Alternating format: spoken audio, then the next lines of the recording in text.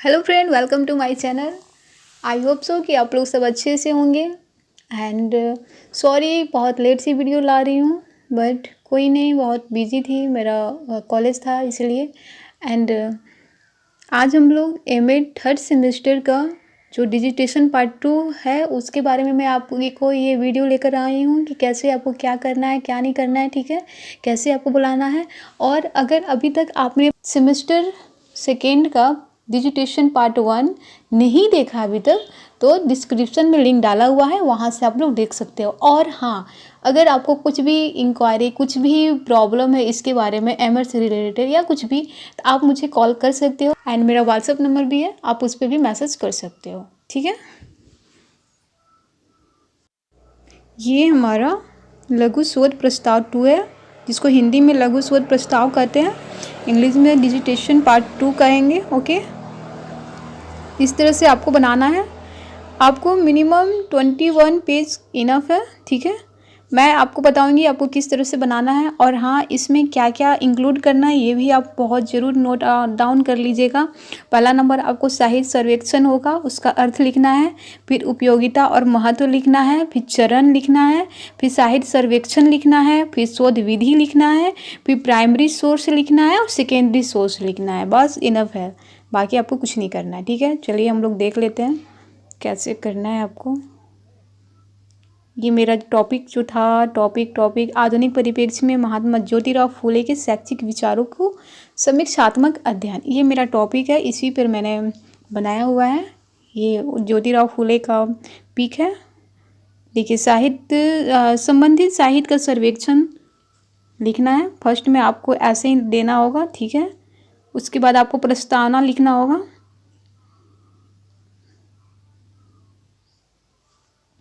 जैसे प्रस्तावना में आप लिख सकते हो कि मनुष्य में स्वाभाविक रूप से ज्ञान के प्रति जिज्ञासा होती है।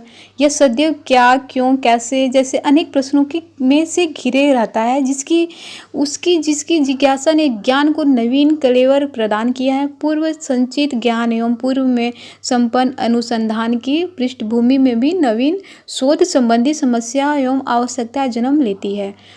इस तरह से आप लिख सकते हो। मैं कितना पढ़ के आपको सुनाऊंगी क्योंकि बहुत ज़्यादा वीडियो बड़ा हो जाएगा, ठीक है। बट अगर आप चाहो तो इसका स्क्रीनशॉट भी ले सकते हो। आप एक एग्जांपल के थ्रू इस तरह से बना सकते हो। अगर आपको कोई भी प्रॉब्लम है, अगर आपसे नहीं हो रहा है, तो आप मुझे फ़ोन करो या फिर व्हाट्सअप करो, मैं आपको हेल्प कर दूँगी, ठीक है। अगर आपको डिजिटेशन भी बनवाना है तो आपको यहाँ से आपकी हेल्प बहुत ज़्यादा होगी। मतलब आपको एमएड से रिलेटेड कुछ भी हेल्प चाहिए ना, तो आप मुझे कॉल करो या मैसेज करो। आपको ज़्यादा से ज़्यादा आपकी प्रॉब्लम सॉल्व करने की कोशिश करेंगे, ओके। देखिए, फिर इस तरह से आप प्रस्तावना लिख देना। प्रस्तावना आपको 2 या 3 पेज में लिखना होगा, ठीक है। प्रस्तावना लिखने के बाद आप इसमें महात्मा ज्योतिराव फूले द्वारा लिखित पुस्तक के प्रतिवेदन की समीक्षा भी हमें करना है। तो समीक्षा भी आपको लिखना होगा, जैसे मैंने लिखा है ये समीक्षा, ये भी आपको लिखना है, ठीक है।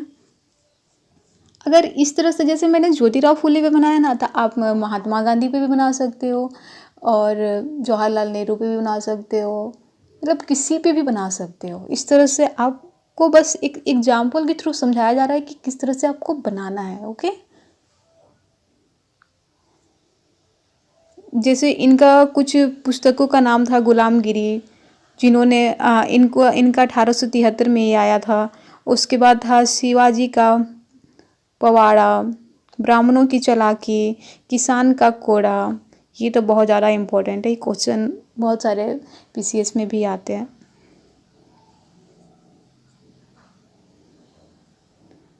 इस तरह से आपको इनके बारे में लिखना है।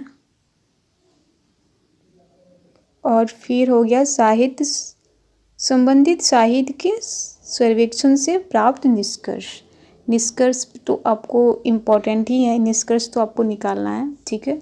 निष्कर्ष आपको देना है।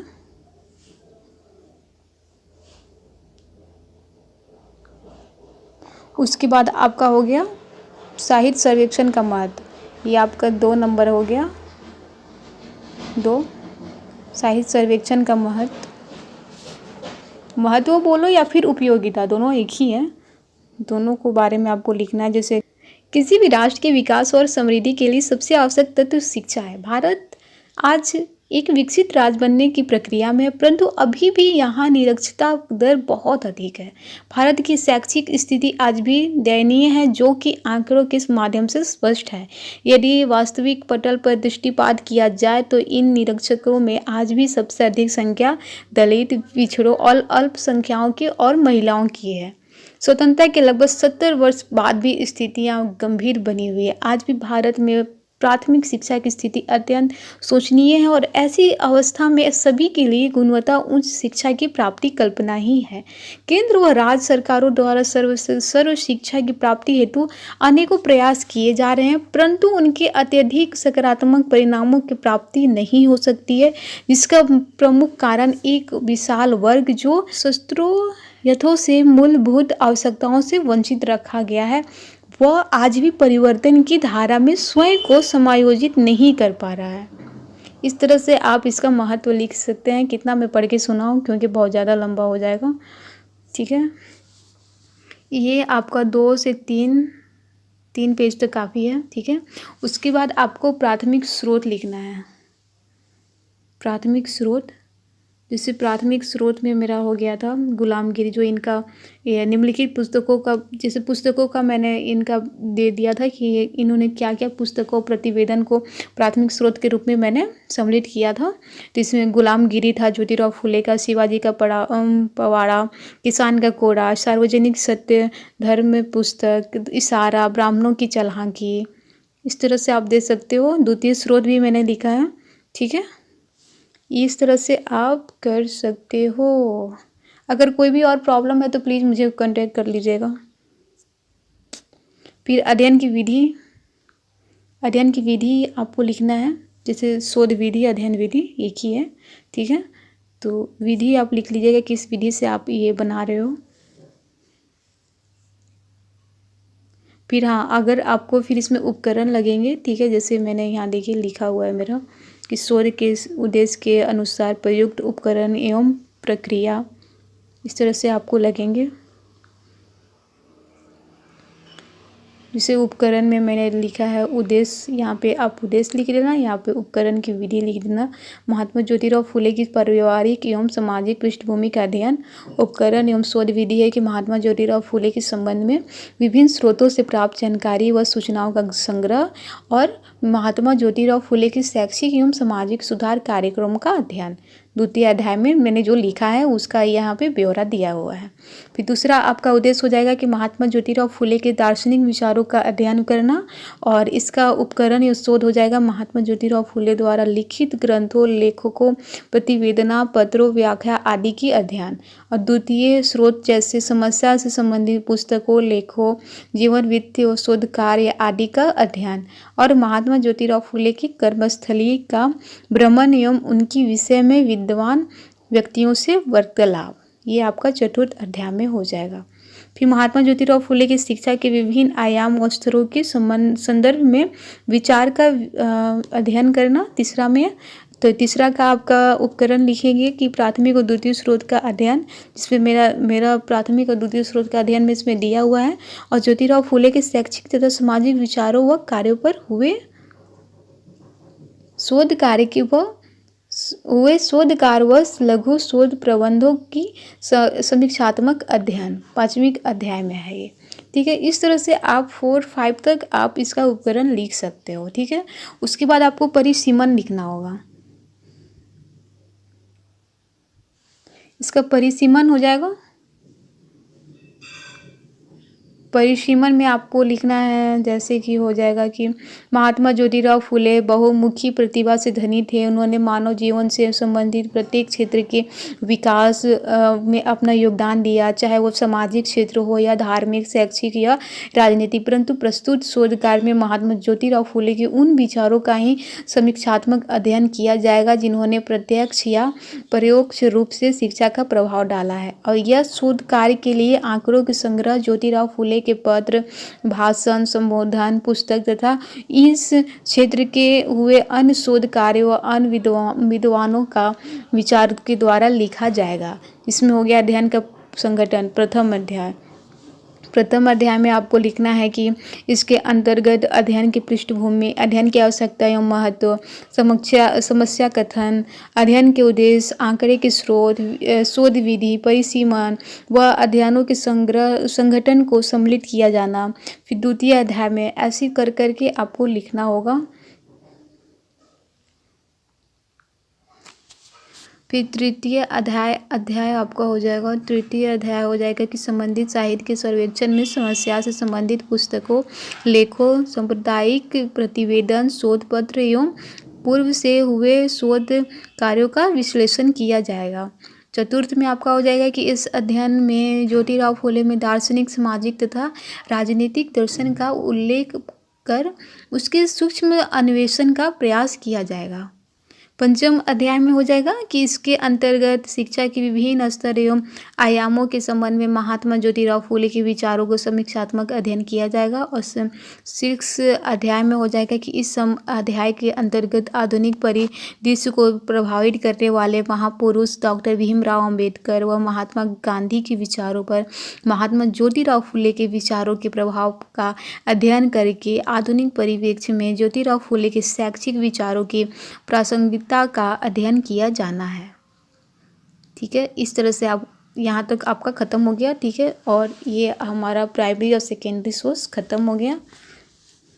जैसे यहाँ पे आप देख सकते हो कि आधुनिक परिप्रेक्ष्य में महात्मा ज्योतिराव फुले के शैक्षिक विचारों की समीक्षात्मक अध्ययन एम.एड की उपाधि हेतु प्रस्तुत लघु शोध प्रस्ताव भाग 2 हो जाएगा। ठीक है, फिर यहाँ अपना कॉलेज का लोगो दे दीजिएगा। ठीक है, फिर यहाँ निर्देशक कौन आपका ये टीचर हो या फिर मतलब प्रोफेसर हो, सर या मैम, जो भी आपका निर्देशक है उनका नाम होगा और ये आपका नाम होगा शोधकर्ती या शोधकर्ता।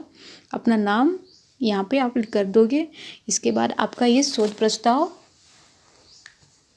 पूरा होता है। फर्स्ट पेज फिर से मैं दिखा दे रही हूँ कि लघु शोध प्रस्ताव भाग 2 इस तरह से आपको लिखना है। आपका यहाँ टॉपिक होगा, फिर आप एम.एड की उपाधि कर रहे हो तो ये, या तो पीएचडी की उपाधि कर रहे हो तो उसको भी लिख सकते हो।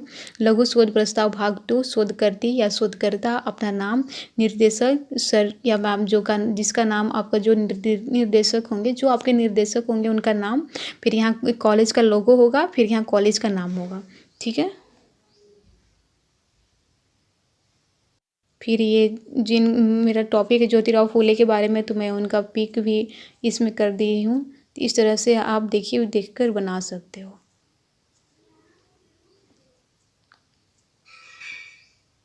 आई होप सो कि आपको अच्छा से समझ आ गया होगा। अगर कुछ भी प्रॉब्लम हो तो आप मुझे फ़ोन कर लो या फिर आप मुझे व्हाट्सएप कर लो, आपकी सारी प्रॉब्लम सॉल्व की जाएगी। ठीक है, देखिए इसमें उपकरण लगना ज़रूरी है। उपकरण के बिना ये डिजिटेशन पार्ट 2 नहीं कंप्लीट होगा। ठीक है, और आप जब इसका डिजिटेशन पार्ट 3 यानी फाइनल सेमेस्टर में करोगे तो उसमें तो और भी अच्छा से करना होगा। उसमें आपको पता है क्या करना होगा। आपको 3 सॉफ्ट कॉपी, 3 हार्ड कॉपी आपको रिसर्च बनाना होगा जो भी आपका टॉपिक है। तभी हम लोग का फाइनल ही चल रहा है। अभी तक मैंने फाइनल जाकर मेरा भी सबमिट हुआ भी नहीं है, उसी पर मेरा काम चल रहा है। इसीलिए मैं आपको बहुत लेट से वीडियो डाली, इसके लिए सॉरी। आई होप सो कि आपको ये वीडियो अच्छा लगा हो। अब लास्ट में आपको मैं दिखा देती हूँ, जैसे डिजिटेशन पार्ट 1 में दिखाया था कि किस तरह से आपको टाइपिंग करवाना है, उस तरह से किस तरह से फाइल बनाना है, इस तरह से आपको लास्ट में वीडियो क्लिप है वो भी देखना मत भूलिएगा। इस तरह से आपका हिंदी टाइपिंग रहेगा और बॉन्ड पेपर पे ही करवाना हिंदी टाइपिंग प्लीज़। ठीक है, क्योंकि और भी अच्छा लगेगा। ठीक है, और फिर आपको इस तरह से करवाना है। एंड कोई और भी प्रॉब्लम हो तो प्लीज़ मुझे कांटेक्ट करिएगा और मेरा चैनल को सब्सक्राइब करना बिल्कुल मत भूलिएगा। मिलते हैं नेक्स्ट वीडियो में, तब तक के लिए bye bye, take care, thank you.